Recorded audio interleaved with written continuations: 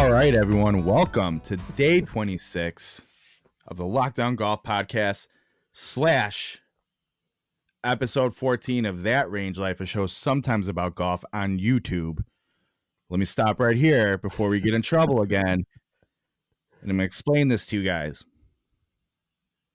Given quarantine and lack of golf news, we don't have multiple things to talk about right now. So on Sunday nights when we record our episode of the Lockdown Golf Podcast to release for you to listen to the next day, Monday, we're also doing video. You will be able to watch that video this next the coming Thursday or now on YouTube. It's two different things. So as you're listening to this right now, it's on Monday, the 20th of April. It's not on YouTube yet. It'll be on YouTube to watch on the 23rd of April. We had one dude ask, where's the YouTube video on a Monday? And it just broke Bill. Oh, we thought we were kind of LOLing. Like, oh, he's serious. No, he wanted to watch the video. So yeah, you just listen. And you're like, dude. I don't want to listen. I want to watch. That's what his thing was. We're like, okay, all right. We got to start the show over now. You got it, bro. So I'll explain it to you. Anyway, yes, we are still piggybacking. We're going to continue to do so until we are not in. I almost got political. We are not in total lockdown, shelter in place, quarantine. Right. But we'll have to figure out. I think it's now the way things are looking, it's going to be a gray area when we come out of quarantine and shelter in place. So we'll figure out when the end is. It's up to us. I think I could see us hitting a point where you go, we could call it quits, but we're at 73 episodes. Let's just get to 100. Make it an even 100 of these. Right. Which is a lot of lockdown time. But anyway. Or it's good. That is a lot of lockdown time. Considering where we are now, we're heading into month number 2 and we're already like in the production meeting, the pre-show meeting. We're like, what'd you do this weekend? Yeah. I don't know. Thank. And this leads us right into thank sweet baby Jesus. ESPN. They gave us earlier been talking about, gave us the first 2 episodes of the Last Dance Bulls and Michael Jordan documentary for the 97-98 NBA season tonight. So we have something to talk about.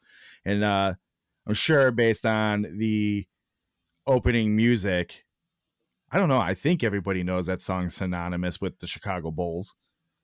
Maybe they don't. If you don't, it's the song the Bulls use to be introduced for their starting lineup.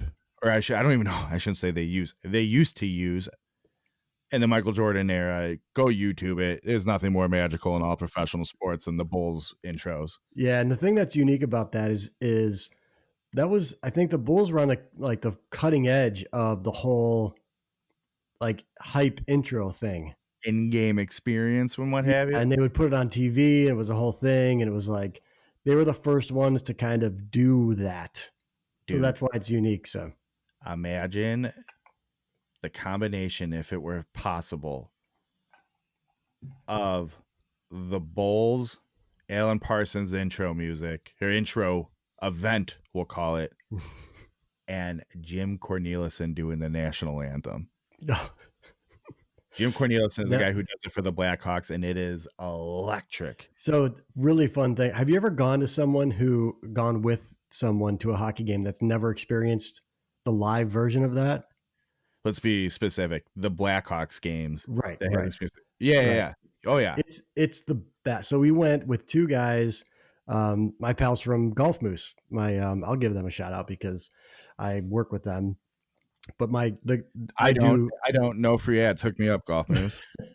Well, hopefully you'll be hooked up this year with at least free golf, maybe. But a friend of Chris is often a friend of mine. Not always. Yeah, so they are from California, and their very first hockey game. They're from Northern Cal. They're like Sacramento area ish.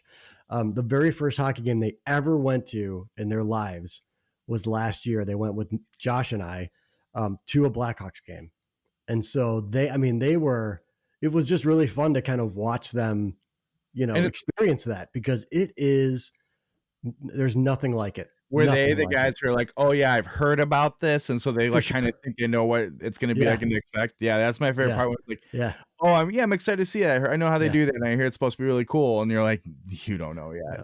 Yeah. No, man. No. And you kind of like, not that we take it for granted necessarily, but it's we know that it's coming. It's part of the deal. But like, I didn't want to get mad at them even when like they got their phones out and they were doing the whole, video thing to get to capture the thing. And I didn't even say like, just put the phone away and just scream and yell, you know, while this is happening. But I just wanted, I wanted them to experience it the way they wanted to experience it. But it was fun for Josh and I to kind of watch that, That like kinda drives me crazy because those videos are never capture the it essence. doesn't You're do like, its justice. Right. For sure. just Yeah. like when you go to Pearl Jam show and they're like, "Oh my god, they're playing Jeremy. I'm gonna take my phone out and record and say hit me Yeah. just as hard as every time." Oh, see what I did there? A little parallel. Remember they played Jeremy for Jeremy Roenick all the time? It's true. I didn't even mean to do that. Sure. There used to be, back in their run. Did you follow Lazarus on Twitter during I their big mean, run?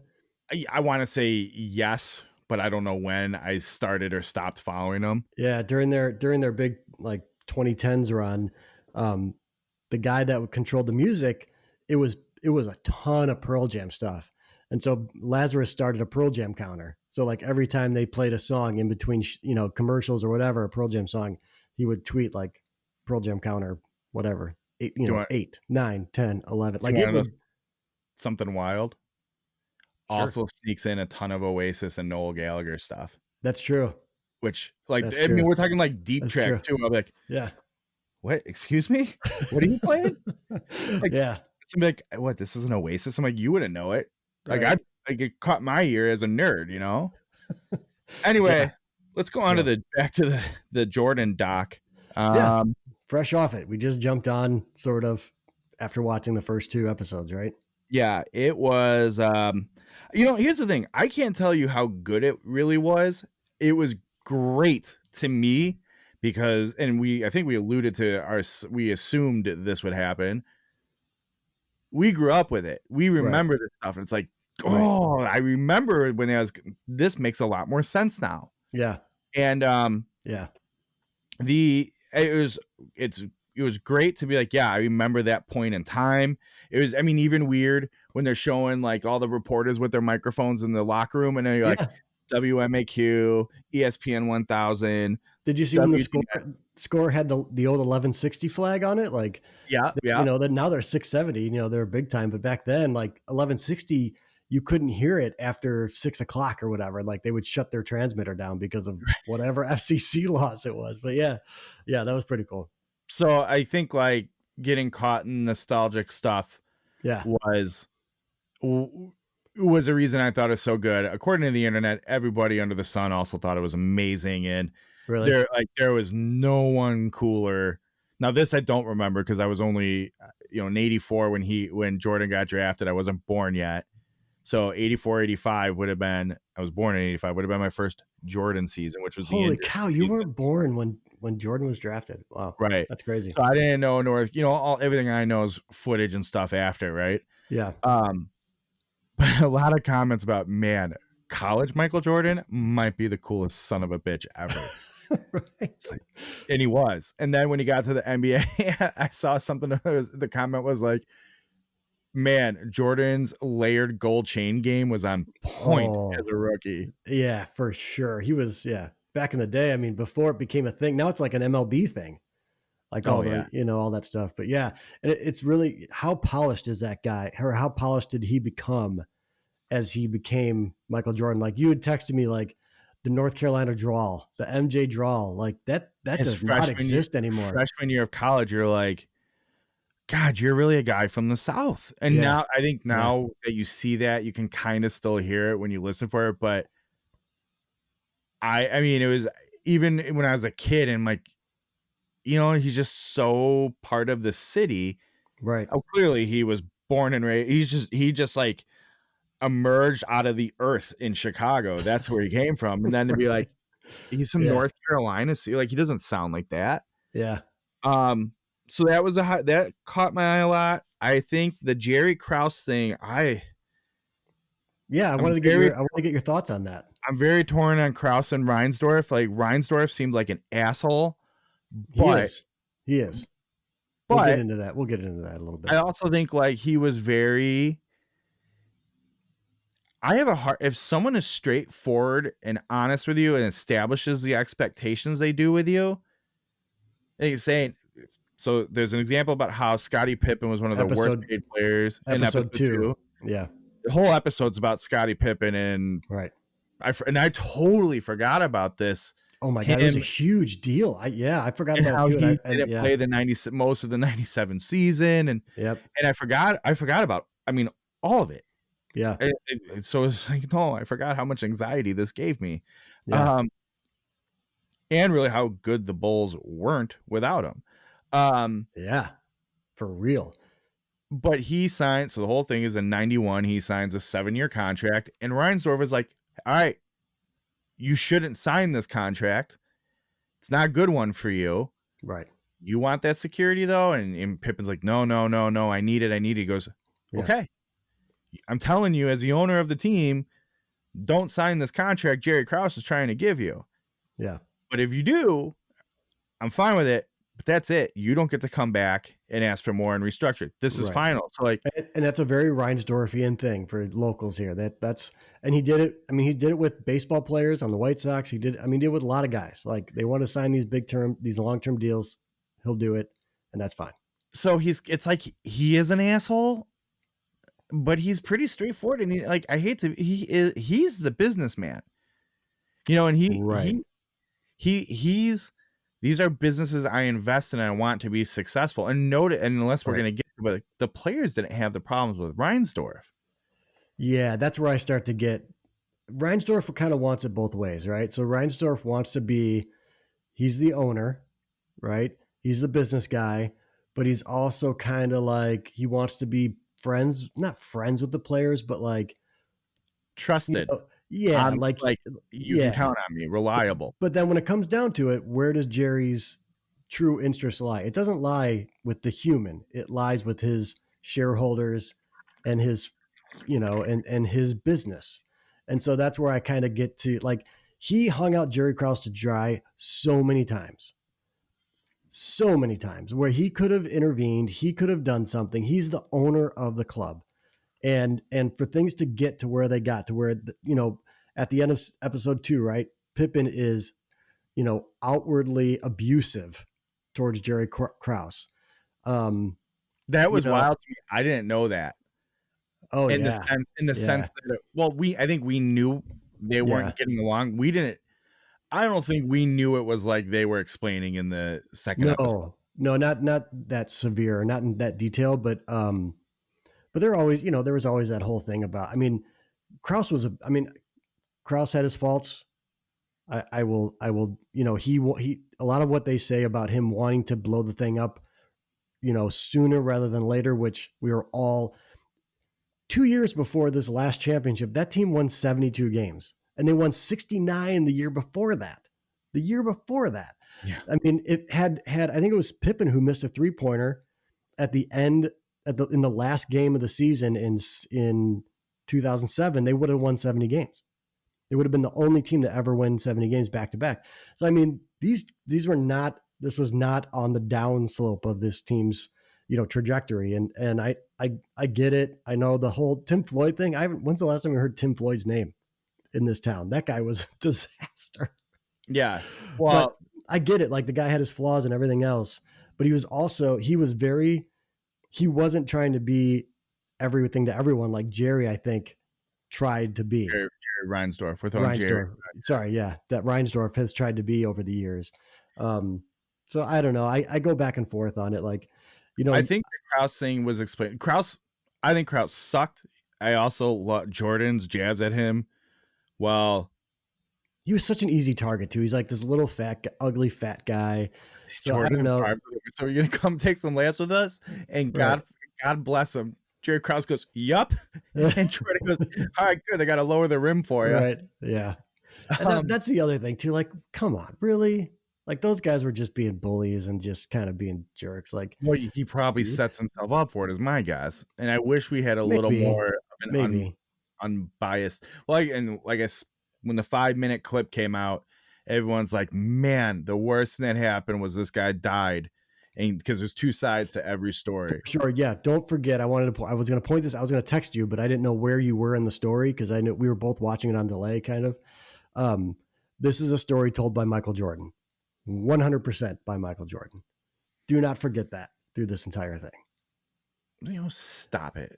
First of all, Jordan, the footage wasn't released until Jordan said, okay. I know he had to agree with it, but at one, right. I think Jordan's pretty honest. Two, he's not. I think he's been so far. He knows what I mean, that dude's been coached and he's been marketing himself since he was 23 years old. And I think based on what other people are, actually what I do know, how much will Kukoc get to talk? Because if Kukoc gets to talk, I think you'll see the other side of the coin because he is notorious for being bitter towards Jordan because he wasn't a star.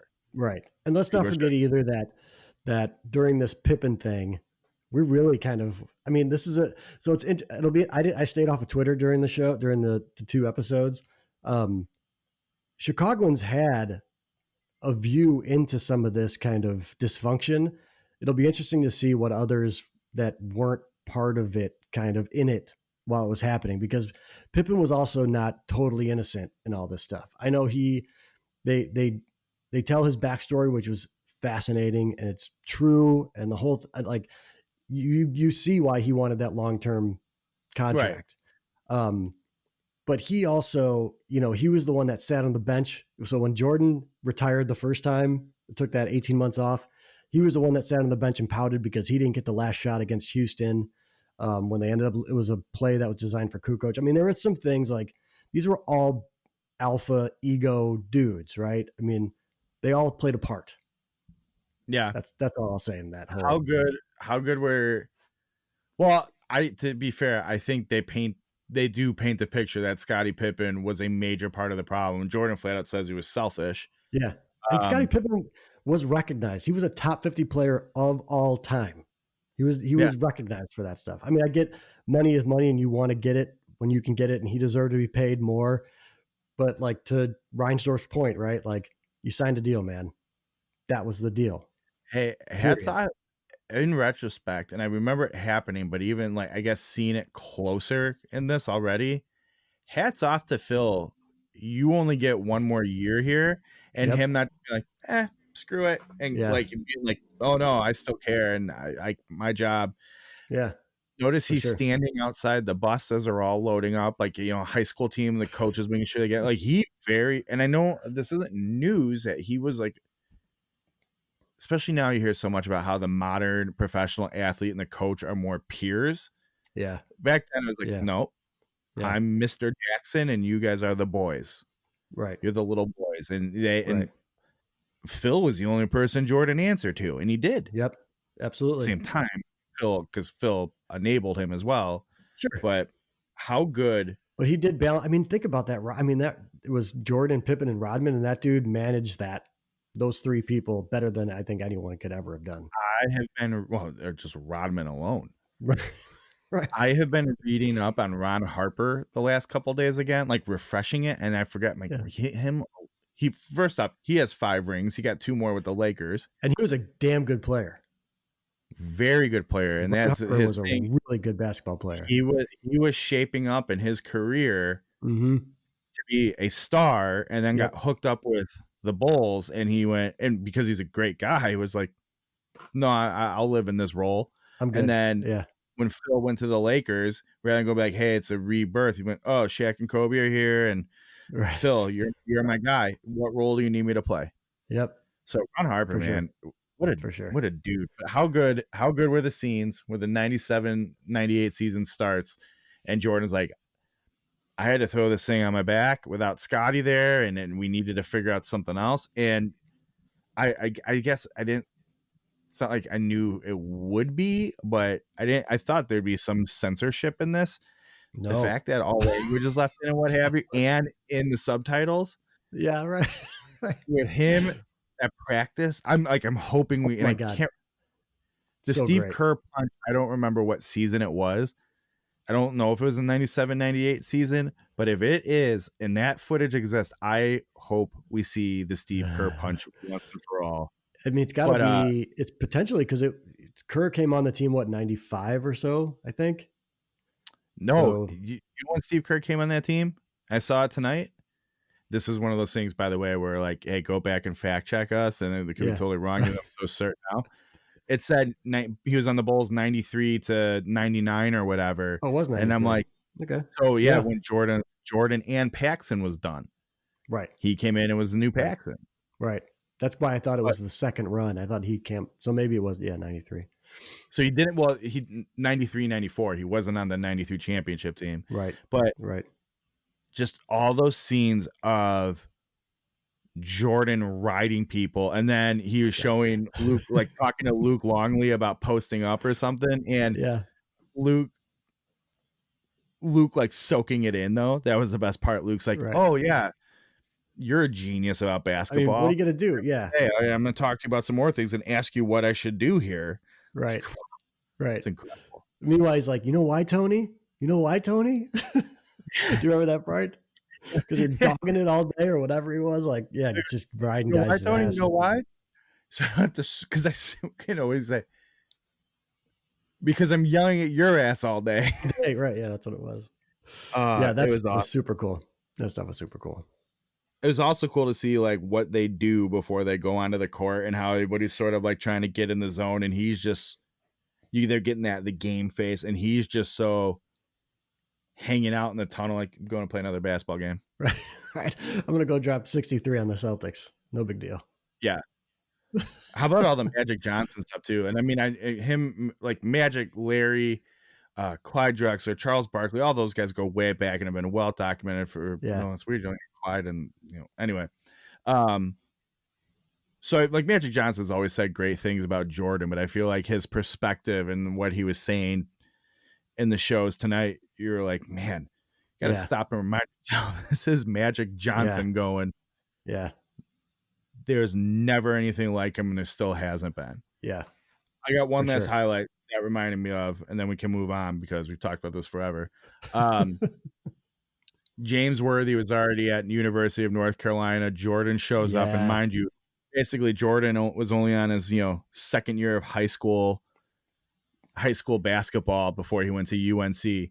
And James Worthy goes, he had something to prove. I was the best player on that team. I was better than Michael Jordan. I was going to make sure he knew it. That lasted 2 weeks. Right. Yeah. 2 weeks later, he was the best player on the team. And you're like, this is James Worthy saying this too. It was awesome. Yeah. Yeah. Yeah. I can't wait till next week. I was gonna say it'll be a fun couple of months here as that thing rolls out. It'll be interesting to see. It's kind of I didn't expect them to go to jump back and forth so much between like origin story and whatever you want to call it, current era, current day or whatever, but it's been pretty fun to watch. Yeah, I love it. Just be prepared for every Monday episode until this is done. That's right. Having the Alan Parsons project on it. That's right. So work. Hey, I can save it as a separate file and then just be like, it's just like a second template. Hey, thanks for giving me the heads up, director. Yeah, nobody cares here. Except the guy who's like worried about where is it on YouTube? I don't want to listen. I hope he listens to this and gets mad. I forgot to send it directly to him. I wanted to send him the link to the YouTube video. I forgot to do that. It's been pretty funny. So golf talk. Real quick, any bread talk? You get any good bread stuff? No. So my wife did make a pair of new banana breads today.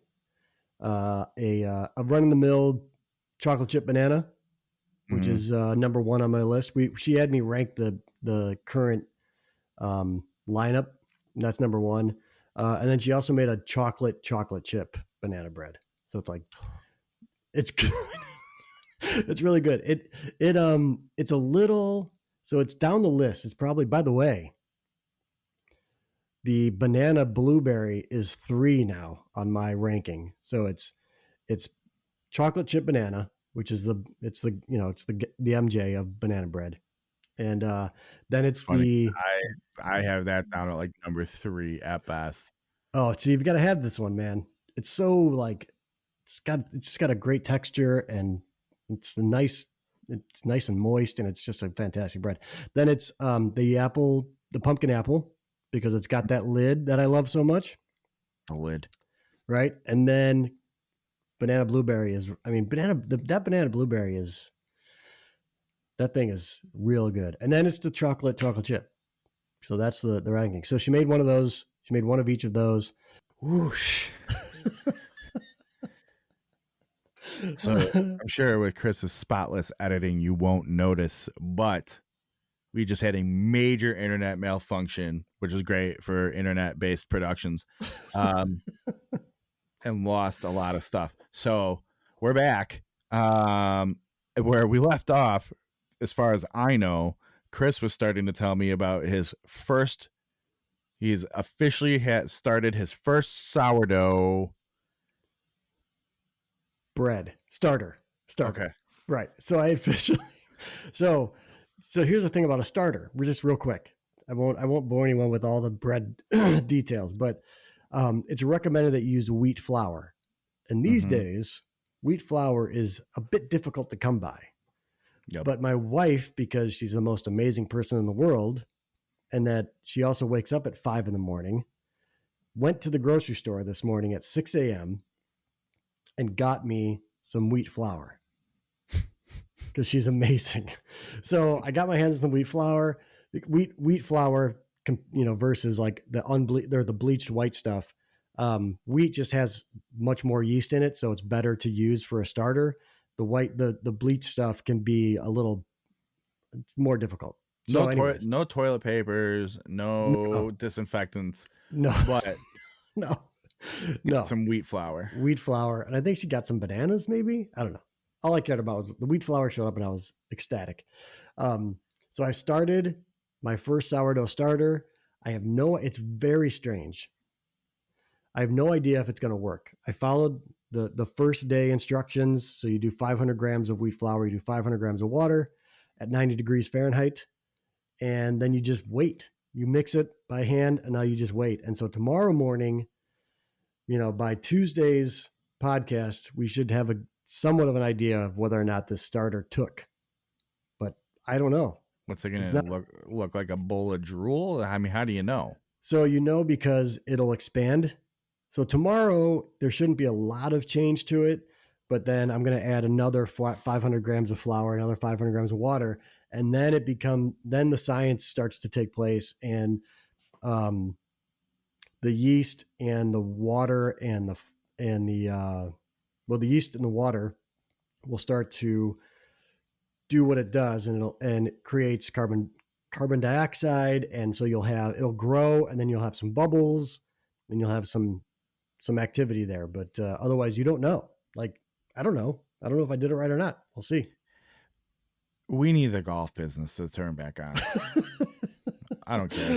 Spread COVID. But so that's the only bread. That's the only starter talk I'll give everyone today. The fact we have an ongoing bit that literally goes every show talking about bread. I know. Unreal. But hey, look, as we say, it's been a long 2 days since we last spoke. We have to get caught up, and that's part of it. It's true. Something I hadn't asked you about, and you sent this picture out. I think you sent it out onto the interwebs. You were boiling a putter. Yeah, it's from my putter project. What are you doing to this putter? You'll have to wait and see in the blog.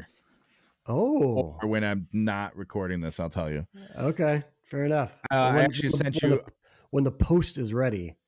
We can talk about it then on the show. Right. I also sent you pictures of it and explained it, but you and Adam Unfiltered had no interest in having a conversation about it. So that's I don't really get it. That's why I'm wondering. Well, I guess you could have responded. I don't get it. What did you do? And I'm like, let me explain to you. Well, I wanted to do it on the show. Genuine friend. I'm interested in your starter too. You were just complaining about lack of content for the show, and I bring up the putter that you're doing something with, and you just brush me off like it doesn't matter. Because I can't. I don't want people. don't want to give people what is it? The juice without the squeeze. Okay, fair enough. What'd you do this weekend? I don't know about you, but I cleaned a ton. And I just got stuck into like cleaning and yard work. You kind of you inspired me a bit. Okay. Because you were doing some work. Oh my God. I probably in the spring cleaning have boxed up and gathered and relocated to my garage. Now, we're talking retail value here, not what I like. Oh, you need some cash. I'll just go trade this in at the golf stuff bank and get this money for it. Right. But retail value, I probably have $15,000 of stuff I dug out of the basement and brought out there. Hey, now, quick question. What? Did you start recording this video? Yeah. Oh, okay, good. I did forget to tell you we were recording. And usually you give me that disclaimer. I have to give you a disclaimer so there are no legal issues when you found out this was recorded. Yes. Right. So we're going to do that video for the YouTube on Thursday. So if you're listening to this on Monday, Tuesday, Wednesday, this will be in video now because I'm recording it for Chris to edit for Thursday posting. Got it? Everyone clear? I am. All right, as long as you are. But yeah, so I did it. Yeah, feels good. I can't really, it's no good way to really show up. I got a ton of space back here now. I can almost do activities. But like if somebody came over, yes, you can't now social distance. There was not enough room for that. But like a second person could sit comfortably back here. Whereas before a second person couldn't stand in here. Wow. One person couldn't stand in here. I interrupted you. You were going to give the retail value of the, it's like probably like 15 grand worth of stuff. Jesus. I'm talking, old clubs, tons of shafts. I think I put 3 golf bags in my garage. Jeez. Because they're just holding stuff, and I'm like, well, all right. So I'm working on organizing that. It's a good opportunity to plug the giveaway / fundraiser we're trying to do. And I'll just say I'm not really pleased, at least with what I've seen. But not all the stuff, but a lot of the stuff I'm digging out, I don't want it. I need to get rid of. So I thought, if people send me a receipt making a online financial donation to my local food pantry, I will go, hey, I'm going to throw your name in a hat and I might draw it to send you something. It could be this for those who are listening on Monday, Tuesday, Wednesday. But if you're watching this, that's for look at that. Oh, that's the old Scotty Cameron Club Cameron stuff. Those are 2 wonderful enamel pins and a sticker. Very nice. I'll send you that just for sending $5 to the Glen Ellen Food Pantry. It's not like I'm telling you got to donate $275 here just to get a Titleist SM2 Vokey wedge that's been out for 30 years. So let's go. Let's head on over to driverangeheroes.com. Find that post. Chris made a great tweet thread about it at Chris McEwen on Twitter. Let's go. Let's help out some of the people in need right now. And I understand it's tough. Other people listening to this might find themselves in that place. I get it. Sure. But come on. We're the golf community. I know we spend money on dumb stuff all the time. Let's get some people some food and life necessities. Right. I'll send you something in the mail probably. At the rate things are going, you'll probably get something if you send. I mean, one less box of balls that you didn't buy this season, you could send to the pantry as a donation and get yourself a prize. Right. Yeah. That's all it is. At this point, there's a lot of golf you haven't played, so just consider it part of that. Yeah. Right. But yeah, so did a lot of cleaning, and you said. Yeah. So based on your pictures that you sent to me, I was like, all right, I can do some cleaning. So, that and the raspberries that my wife had purchased were leaking in the fridge. Oh, that's the worst. Which was a problem. So I know that one well. That led to a full refrigerator, emptying, cleaning, taking the shelves out, rinsing them, washing them, scrubbing them. And I got to tell you, man, that I got done with that project. I felt accomplished. Oh, it yeah. felt real good. I mean, it's the glass shelves, and it just like brightens up the whole refrigerator. We got rid of some stuff that was sitting in the back of the fridge that, we weren't going to use or whatever. There's so much. Now there's tons of room, and it's so clean. It's like you feel It's like fantastic. You could go hang out inside of it, and you're like, sort of like this. Like, I've cleared up all the space in my office. I'm like, yeah, I can like stretch out here. I want to live in here. Same thing. I feel like you get that with the refrigerator, you free up all that space. You're like, I'm going to climb in here. And you're like, well, that's physically impossible. But it was perfect timing because then our second delivery of our local liquor store establishment arrived at the same time. Right when I'd gotten finished with it, we got a delivery of alcohol. And so all of the beer that we had purchased had plenty of room to go into the fridge. So it was great. I'm a little concerned. While I have enough nice bottles of the quote unquote collected stuff, not collective and collector, collected, the stuff you say for, special occasion, whatever. I'm okay there. I quickly realized you just need a beverage beer supply, and I would say spirits is dangerously low. That's how we had to put a new order in. The good news is I got my local haunt, the beer cellar, just down the road. I can do a curbside pickup there or delivery, I suppose, if I want. But I'm gonna have to do a little re-up myself soon. We did a little bit of research on some breweries in the area, and it turns out like they're doing delivery and they're using their own employees. They're kind of keeping them employed by delivering beer. So we may actually end up making a couple more purchases just to kind of like support the local cause. Try to help. So that's what you should do. A really cool place in the West Loop.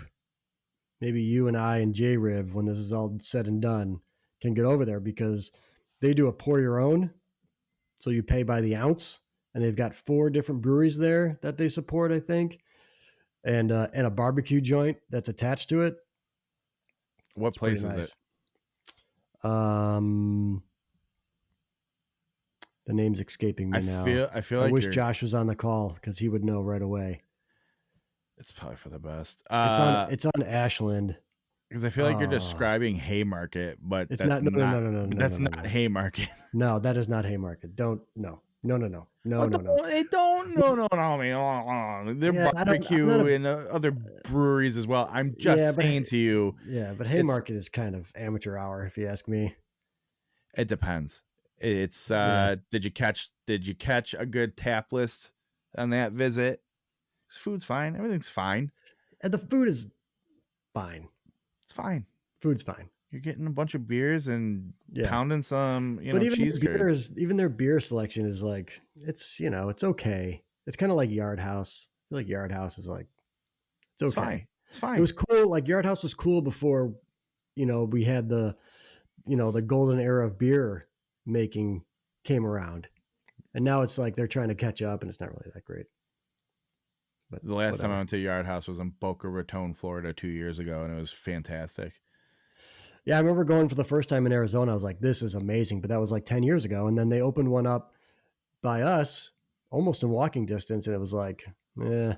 In the city? Yeah. Oh, I only know I think Division, I think. Is the one in Yorktown still there? You're asking me that? Yeah, because you, J-Riv, you have family out here. That's a logical question. They come out here. Oh, Jesus. Everyone wants to come to the city, man. Nobody wants to come.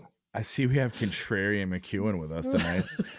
Hey, where's the raspberry issue, your house incident you were mentioning?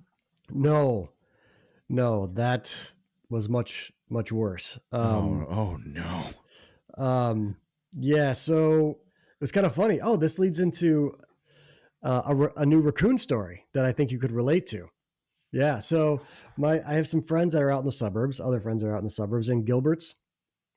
You know where that is? Yeah. Yeah, way out there, right? Yeah. So they're longtime friends, but they have a house in Gilbert's, and the dude has a newer Jeep. It's one of the 4-door Jeeps, but he's got it all tricked out And as everybody who has those is want to do. And yeah, you're like, he's like an old school guy. Like he had a CJ back in the day that he did the same thing to. Like he's been doing this for a long time. Anyways, so he's got one of those 4-doors that has it's got no top.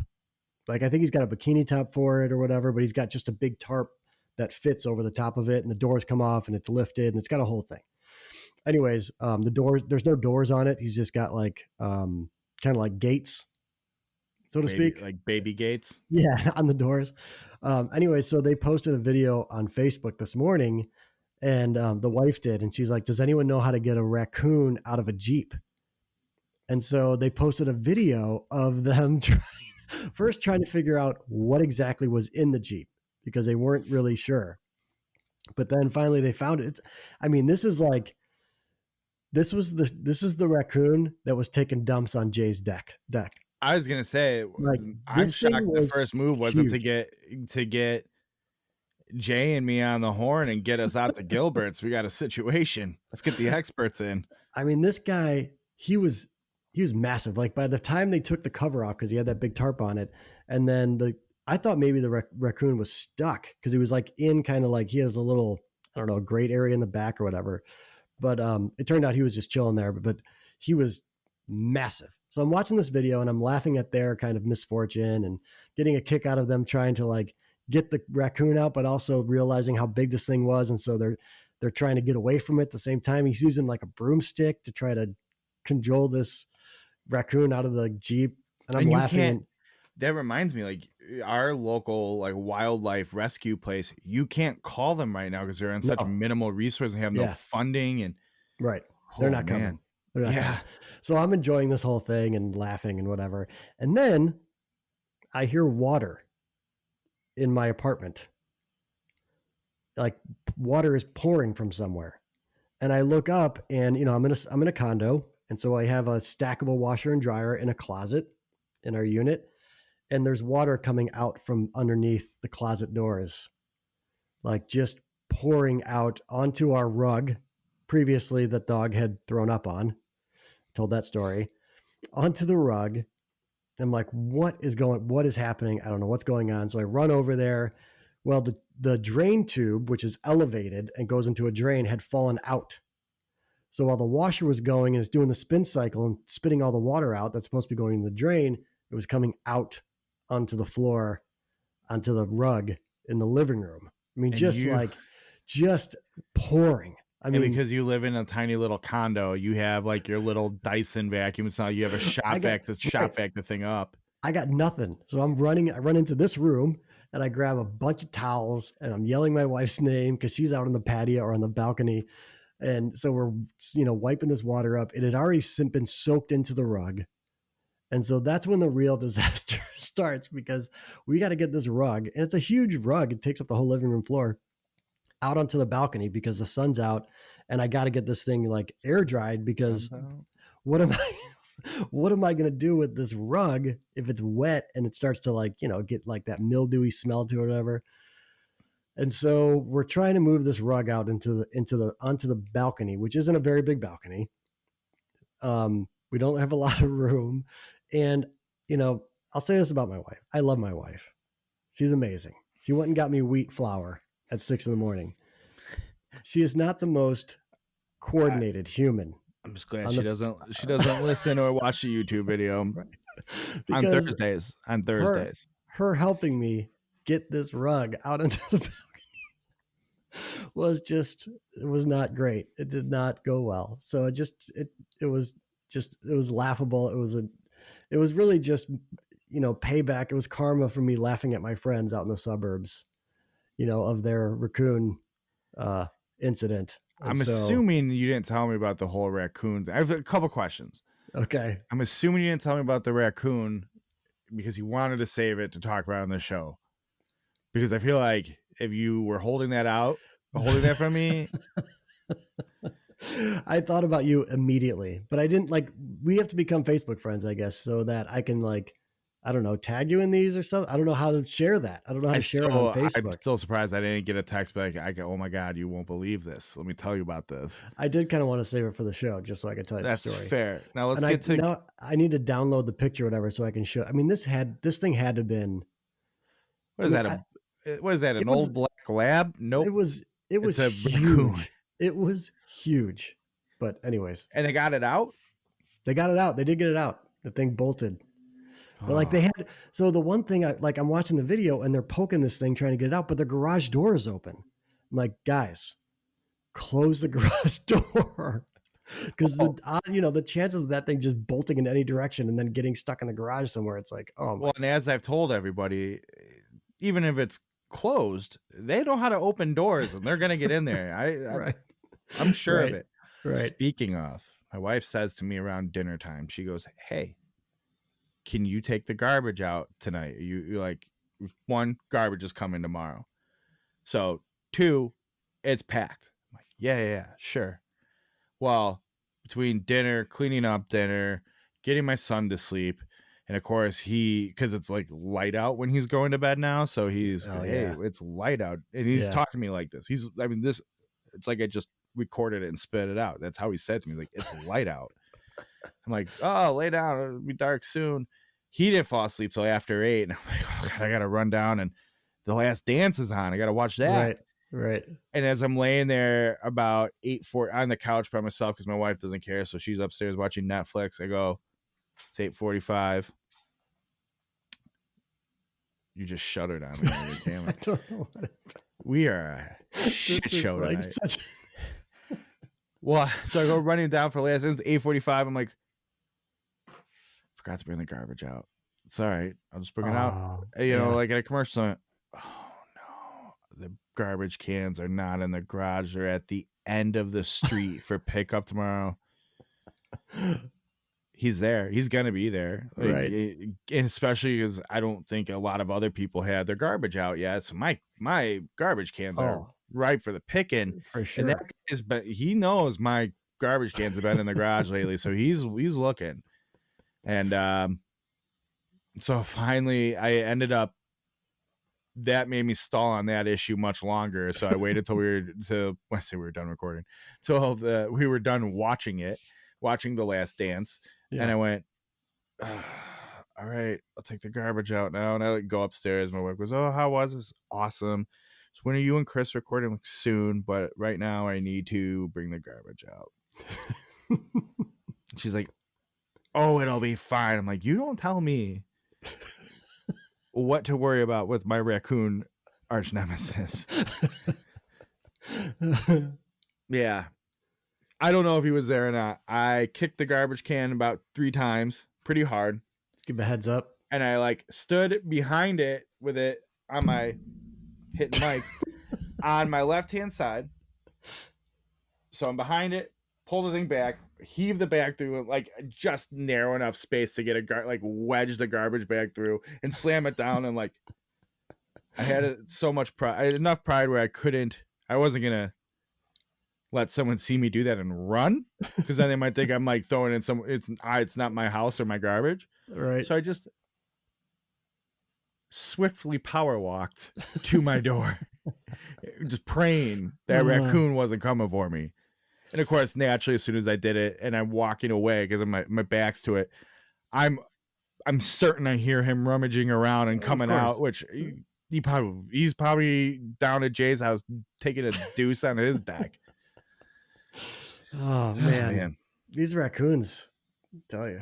Let me tell you what else I did. I had this, it's nice day. I go, maybe I'll get the mat out, some foam balls, maybe some real ones, and do a little wedge work in the yard. No, instead I got my first lawn mow of the year in, more just to get it cleaned up, chew up some of the small sticks and things around, or any, of the 1,700 baby squirrels falling out of trees, whatever, right? Oh, God. There were 0 traces of squirrel in the yard, just so everybody knows. Got my first lawnmower, and I'm like, man, I killed all these weeds, like crabgrass and creeping Charlie and stuff in the yard last year, but now it's a bunch of dead spots. I know what I'll do. I hooked up the sprinkler, got the dirt patches nice and soft, threw a bunch of grass seed down, sprinkled it some more. I did like 6.5 hours of yard work today. Damn, man. Unbelievable. And then I made some delicious Grandpa Bill's marinated chicken from Wheat Meat Market on the smoker. It's delightful. Delightful. Very nice. What a Sunday. What a suburban Sunday. That really is. That really Clean is. Yard work. Yeah. Smoking marinated chicken breast from the local meat market. Oh, man. If we weren't in quarantine, I'd say maybe we'll go to Home Depot. Don't know if we'll have enough time. Be a nice little Sunday. Be great. All right. Well, I feel like we could keep talking because that's what we do. But this show's been such a shit show as it is. Just call it a day. Yeah. Coming soon, I think I should give my first. So I've been reading the Alistair McKenzie book. Mm-hmm, so I feel like I should give just a quick, summation, first impressions of the first couple chapters. Do you know what story I forgot about? And maybe that you can speak to this when we get into book club.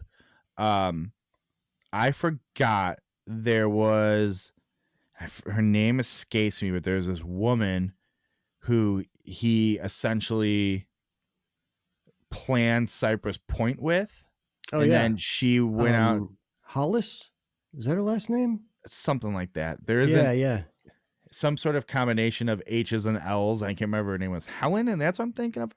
Don't remember. Yeah. But then how she was part of because Bobby Jones was so impressed with Cypress Point that he wanted both of them out, and she was working on Cypress Point before. And I forgot. I'm reminded of all of this stuff. Seth Rayner was supposed to do Cypress Point, but then died. Yeah. Yep. Seth Rayner, Chicago Golf Club. Yeah. Not a big deal. Ever heard of it?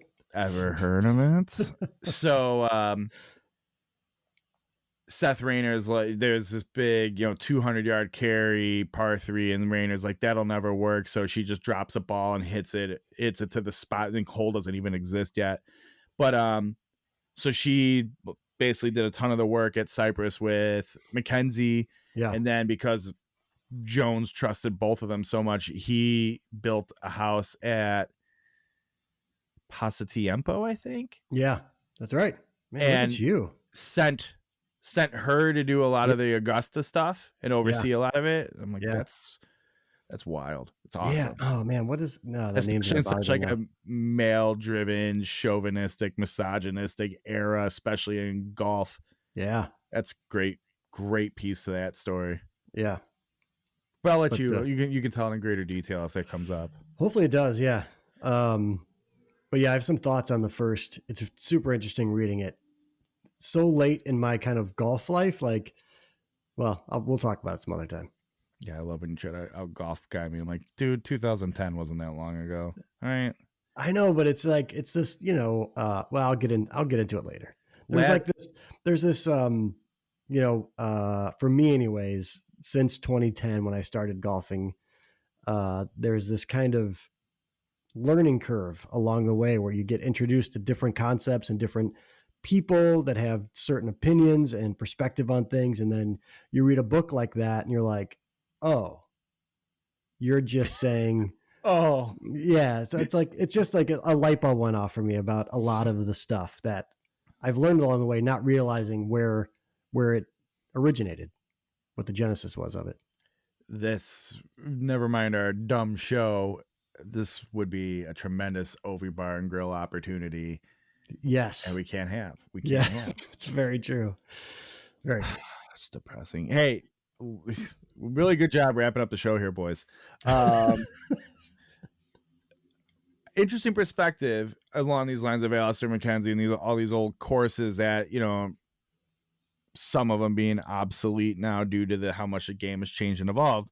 It came up in my Persimmon group on Facebook. One of the guys who was I take it back. It was the National Custom guy on Instagram. Patrick someone asked him, like, why do you like playing the old vintage stuff better and the old Persimmon stuff? And he's like, you can go play all these old courses and they're great. They're fine, whatever. But you go play, even if you hit you get the same distance with your regular driver and your persimmon driver. You're a good ball striker, get it on the screws. The trajectory is going to be so much different. Your landing spots are going to be different. Everything changes. Sure. And all of a sudden, all of these hazards that haven't been in play for you for 20 years because of modern equipment are in play. And you start going, now I get how this course was originally designed. And now I understand what CB McDonald and Seth Rayner did at Chicago Golf Club. It's reasons like that where I'm as if I needed more of an excuse to be into the vintage gear these days. I'm going, oh, that's it. I need to go play all these old courses with a vintage gear now so I can see it. Put yourself back in time like it's 1930. Here's the problem. The members will be like, hey, you're taking 700 years because you have in clubs. Right. You got to get good at it first before you get on the real good courses. Please pick it up. That could be any golf course. You can go and play. I mean, go play White Pines right now with vintage stuff, and you could play it differently. It's just like walking a course. Like, I feel like I experienced a golf course differently. Prairie Landing in Geneva was not built and designed for persimmon. It was, it's going to have hazards in modern penalty areas, or you have courses that totally revamped and got rid of old hazards, added new ones in to adjust for it. But a lot of these old places, especially with such a push to restore the golden era of golf course architecture. Yeah. Well, you go playing with the vintage clubs, you are literally transporting yourself back in time. Right. You're playing it the way it was intended to be played. You could do this at Schaumburg Golf Club, though. Can you? Because they just redid that course. To restore it back to its Langford and Moreau roots. Really? Yep. Oh, let's go do that. Yeah, it's pretty cool. It is. Trying to think. I think they have 1-9 to do still, but one of the last time I played there last summer, one of the 9s they just finished. Okay. And they weren't letting anybody out on it, but they like butt up to each other so you could see it, and it looked good. Did it? That's awesome. I know I talked to the guy that was kind of running that project, and he was giving me a bit of a background to it. It's super cool that what's his name? I don't remember his name now. It was kind of like like it wasn't a planned thing. It was like, I just started talking to the guy, and it turned out he was the guy that was kind of doing the whole thing. Yeah. God, what was his name? But anyways, he was giving me the kind of background of the city, that they really wanted to support it, and they were dumping all this money into it to bring it back, because it had kind of waned a little bit from a maintenance perspective. So, but yeah, they were redoing all the traps and everything. Like, they were going all in on it. Inspired by, they were like literally looking to restore the original hazards design. Yeah, I hadn't realized he didn't mention, or at least I don't remember him mentioning like the original architectural kind of design of it, but he was just kind of going through all the rehab of it. But they were stripping fairways. They're like starting over from scratch, putting sand down, like the whole thing. So I do hope now, having this conversation, just for this course, they open her back up because for the golf season this year, because I want to see this other 9 holes. And I'm wondering if they're starting the other one now just because, hey, there's no traffic out there. Might as well beat the place up now. If they have the money. Hopefully. Yeah, Woodfield Mall, that can cover it. Well, no, they can't. Not now. Not right now. Yeah. This is the worst. All right. Kris, it's been a pleasure. It's good catching up with you. Hey, everybody. Remember, YouTube on Thursday, podcast out Monday. Today. You can listen to it on Tuesday or Wednesday as well. That's up to you. You can listen to it on Thursday too. Maybe you can listen to it and watch a YouTube video at the same time. I don't care, but just they're on different days. And if you consume both things, you will have heard all of this before. And at least now, if you listen to it on Monday, you shouldn't watch on Thursday because the video is the show is terrible. All right. Stay safe, stay healthy, stay happy. At least we have most places have some better weather coming, and get out on the other side of this. Kris, it's been a pleasure, bud. I'll see you tomorrow. I'll talk to you tomorrow. Absolutely. Bye, everyone.